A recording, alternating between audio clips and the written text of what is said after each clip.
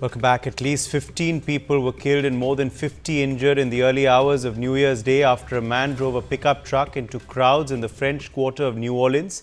The man sped a truck around a police car blocking Bourbon Street at about 3:15 a.m. Wednesday morning and struck multiple people along the street before crashing. He then opened fire and died in a shootout with the police. Brian Thomas is joining us for more details on this story. Brian, what has transpired in New Orleans in the United States?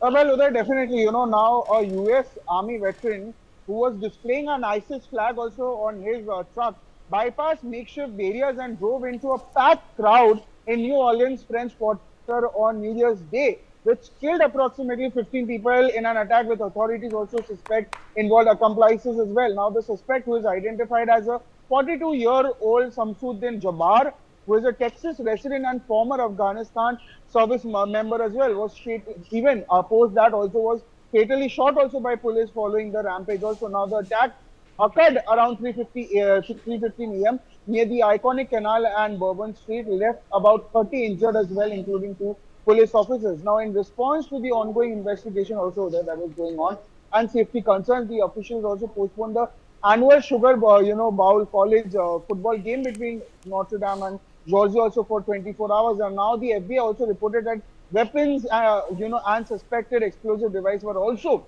discovered in the vehicle also, with additional devices found and utilized in the French Quarter. Now, the ISIS flag also attached to the vehicle prompted an inquiry into connections to terrorist groups also. Now, even FBI's assistant special agent, Alethea Duncan also stated investigators were actively pursuing leads involving Jabbar's known associates. Now, even to the fact, very importantly as well, New Orleans police chief and, Kirkpatrick also labeled the act as both terrorism and evil, highlighting the suspect's ability to bypass temporary barriers that is meant to secure the pedestrian zone. Attack also underscores ongoing challenges in preventing radicalized individuals from committing acts of violence inspired by extremist ideologies as well. Uday. Stay with us, Brian. In fact, more news now coming in from the U.S. FBI has identified the man now who drove the car over the market as Shamsuddin Jabbar, a 42-year-old U.S. Army veteran from Texas. FBI stated they believe he is not solely responsible for this attack and they're running down every lead to investigate this matter. FBI further confirmed that this is not an act of terrorism. Let's listen in. Do not believe that Jabbar was solely responsible. We are aggressively running down every lead, including those of his known associates. That's why we need the public's help. We are asking if anybody has any interactions with Samsuddin Jabbar in the last 72 hours that you contact us. The FBI is asking the public's help. We're asking anyone who has information, video, or pictures to provide it to the FBI. We have set up a digital tip line as well as our 1-800 number, 1-800-CALL-FBI. Please provide us with any information that can assist us in this investigation.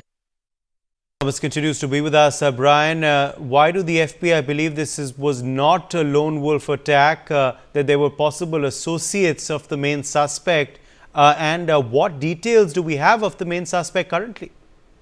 Well, Uday, now the suspect, who is identified as this very 42-year-old Samsuddin Jabbar, who is a U.S. Army veteran from Texas, was killed also in a shootout with police also after allegedly opened fire on officers following the vehicular assault. Now, very importantly, he is described by law enforcement officials as hell-bent on inflicting maximum harm, was bypassed also a police car vehicle acting as a, barricade also, and accelerated into the road, and over 3 blocks he attacked multiple pedestrians also. Now, very importantly, the FBI is also treating the attack as an act of terrorism and is investigating Jabbar's potential ties to ISIS also, after he even reportedly posted videos also expressing allegiance to the group just hours before the attack. And